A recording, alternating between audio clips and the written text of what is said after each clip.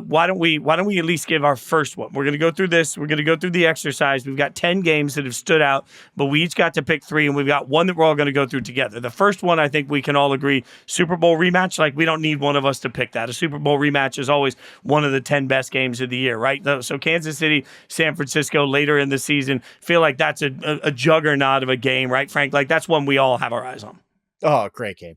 Because both of these teams either stayed the same or improved. I think the Chiefs improved. I think the 49ers are roughly the same as long as they don't trade Ayuk or Debo. We're going to get a great game, injuries willing. I can't wait. This is the game. Like, if you're watching one game this NFL season, this is the one. These are going into the season, I think, the 2 best teams of football. This is great. This is fantastic. This is number 1 on the list. Great. I'm excited to see, because on one hand, the Chiefs have more of an offensive threat. They're going to have Xavier Worthy on their team. They're going to have another speedy threat, which you could definitely use against a defense like San Francisco.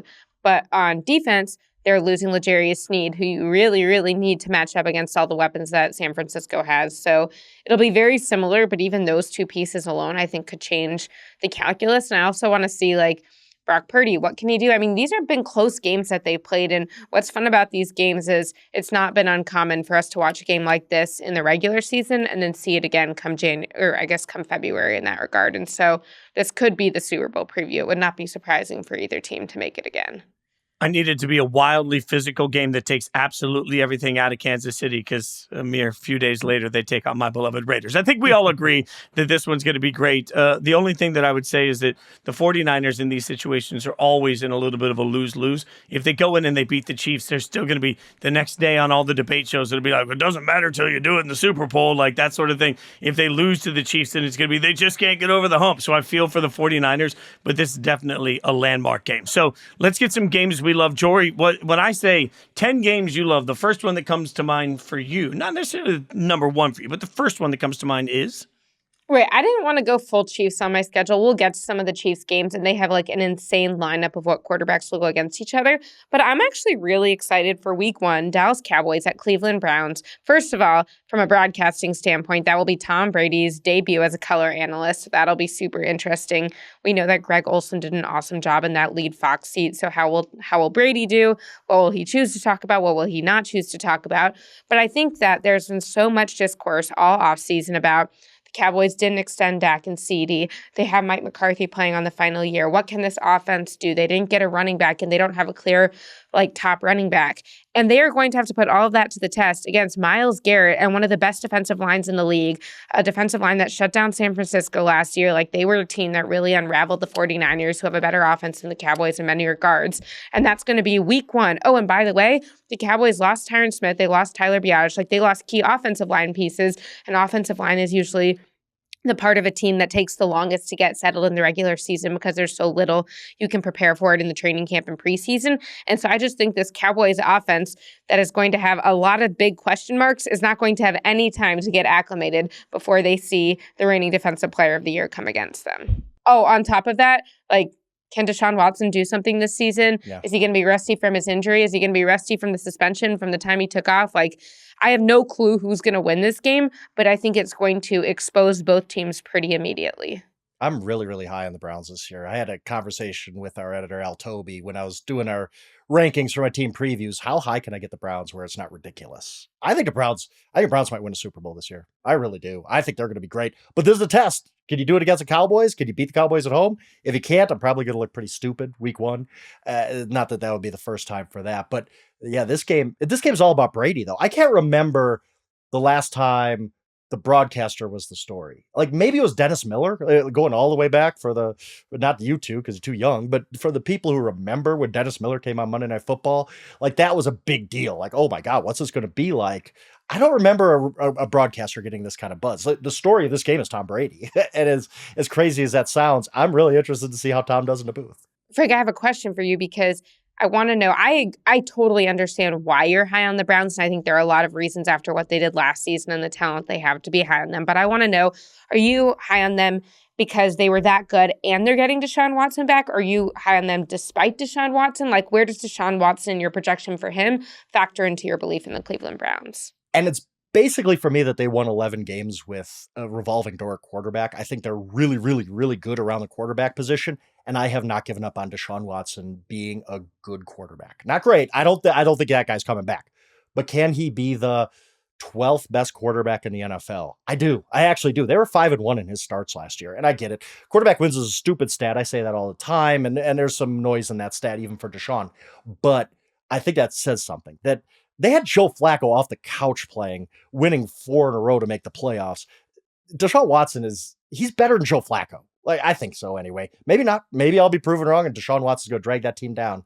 But I'm high on the Browns because I think Deshaun Watson can be good. Not great. Good. Again, 12th best quarterback in the NFL. If he's that, I think the Browns win that division and they're a legitimate Super Bowl contender. Yeah, I actually agree with Frank on being high on the Browns this year, but I also think one of the more interesting things is that if Deshaun isn't a better football player, that's going to get loud. Like, I mean, Yes. as talented as the rest of this roster is, that is going to get loud. And Browns fans are going to have plenty to say. And suddenly he's going to see all the hate at home, and so for Deshaun, if he is in his head, if he's got the yips, as I keep saying, it's not going to help him because those Browns fans are going to turn on him this year. They've been as patient as they could be through this process, but just the football player of Deshaun Watson, I don't think he's ready for what's going to happen there. I just want to know, how honest do you guys think Tom Brady will be about Deshaun Watson's quarterback play? Because it's interesting, like this week 1, like that's quite the tone-setting game for him as a broadcaster to have this quarterback who has a lot of baggage off the field and also has not been good on the field for several years now. Yeah, I think Brady's shown that he's not afraid to say anything. I mean, the amount of shade he's throwing at the league right now in all of his podcast and interview appearances, I think Brady's going to lay into people. I don't think he has a filter. The standard is the standard sort of way of life. I think Brady's going to just rip apart.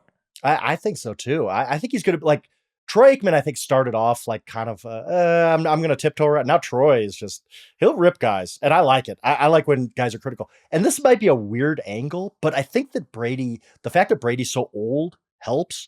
A lot of these guys aren't his contemporaries. He didn't come up with Deshaun Watson. He's 20 years older than Deshaun Watson. Like, so I don't think there's going to be that kind of buddy thing where, I was drafted with Deshaun Watson. I don't want to rip him on TV. I think that works in Brady's favor too. But yes, I think that's a key question, how good Brady's going to be as an announcer. I disagree with your line that he doesn't have a filter. I think he definitely has a filter when he wants to have a filter, but I think he can still be honest. And yeah, it'll be so interesting to see. I think when he was playing, he couched things to always make sure that it came across a certain way. But like now, I mean, he's definitely living by the seat of his pants. I mean, the Netflix roast was another example. Like, he apologized for some of that stuff afterwards. But like this version of Brady, just it feels like for me, it feels like he walks in the room knowing that he's Brady and he can say whatever he wants, and it's just it's a little different. I think it'll be interesting. I wish he was doing a Manning cast sort of opportunity where he could just speak free flow instead of a normal broadcast. That would be my only regret, but we'll see how he does. Frank, give us a game that you love. I mean, I'm just going to be easy here. Go with the first game because Ravens at Chiefs is awesome for an opener. At that point, we're going to be 7 months removed from football that matters. I'm not a big college football guy, as you know, Fitz. I'm definitely not a preseason guy. So to me, that first Thursday game is the first game that matters in 7 months since the Super Bowl. And we get the best possible matchup. I wrote a story kind of predicting, what are they going to do? Who's it going to be? Like, everybody likes talking about that. I really didn't think it was going to be the Ravens because the NFL's pattern is usually, we don't want to have the best matchup. We'll save that for a Sunday night, like in week 8 or something like that. We're going to give you like a second or third best matchup. But they could have picked the Bengals. They could have picked the Texans. No, they just went straight on AFC Championship rematch, Lamar Jackson versus Mahomes. I just think that this really sets the tone for the schedule. We're going all out. This is going to be a great game to start the year. The best possible game that the Chiefs could have got for this opener. And it's just going to be awesome to have football again. This is the game. I love it. I love what the NFL did scheduling us. Predicting now, we're going to have record-setting numbers for the NFL season opener viewership. Yeah, I think you're right. And by the way, I mean, the Ravens certainly are going to be rebuilt. Like, they're not the same team that played in that AFC Championship game. So there's a little bit of a prove-it moment here for Baltimore, too. I don't think that they can just come in. Like, a lot of the conversation is going to be about the rematch, but I think a lot of this is actually about who are these Baltimore Ravens and what do they look like this season compared to last. And obviously the Chiefs will always have all eyeballs. So just a quick tangent question, but after seeing the schedule, do you feel better or worse about the Chiefs' chances at a three-peat, Frank? Probably a little worse just because they're being run ragged on all the primetime games, but we kind of expected that. I'd probably say about the same. I don't think it's a big difference, but I do think that being on primetime all the time and being the featured team all the time and playing on Wednesday and playing on 6 different days of the week, I do think that's a little bit of a burden, but I do trust that Andy Reid and them will figure it out. See, I actually think that the Chiefs' insane schedule, particularly with the top quarterback matchups that they have on their schedule, is going to prepare them better for the playoffs, because I think that you don't want to get to the playoffs not being battle tested. Do I think they might lose a couple more games this year, which, by the way, they weren't perfect like from a record standpoint last year. I think 11, I mean, they were 11-6 last year and they won the Super Bowl. You don't have to go 14-3, 15-2, whatever. And so, yeah, I think they'll be better prepared for the playoffs, but go in with plenty of losses.